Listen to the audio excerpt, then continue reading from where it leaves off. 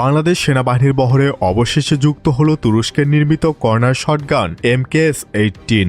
বাংলাদেশ সেনাবাহিনীর আধুনিকায়নের ধারাবাহিকতায় প্যারাকমান্ডো ব্যাটালিয়নের অস্ত্রাগারে যুক্ত হল কর্নার শটগান MKS-18। শহর অঞ্চলের যুদ্ধ, আরবান ওয়ারফেয়ার, হোস্টেজ রেস্কিউ অপারেশনে এই অস্ত্রটি একটি গেম চেঞ্জার হিসেবে বিবেচিত। তুরস্ক হতে ইতিমধ্যে অস্ত্রটি বাংলাদেশে এসে পৌঁছেছে এবং special warfare and tactics SIT শাখা এবং বিভিন্ন ডিভিশন পর্যায়ে প্রশিক্ষণ কার্যক্রম এখনও শুরু হয়নি, তবে অতি দ্রুত শুরু হবে।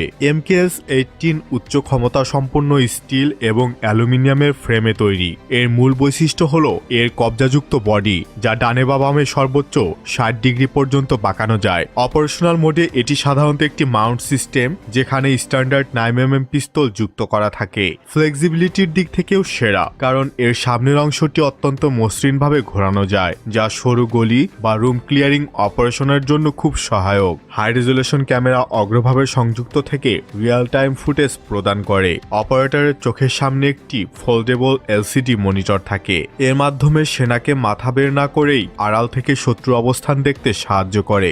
MKS-18 লো লাইট সেন্সর এবং ইনফ্রারেড লেজার ডট সাইট যুক্ত করার সুবিধা রয়েছে, যা অন্ধকারেও লক্ষ্যবস্তুকে শনাক্ত করতে পারে। পরিশেষে বাংলাদেশ সেনাবাহিনীর প্যারাকমান্ডো ব্যাটালিয়নের হাতে MKS-18 এর সংযোজন নিঃসন্দেহে আমাদের বিশেষায়িত সক্ষমতাকে বহুগুণে বাড়িয়ে তুলবে।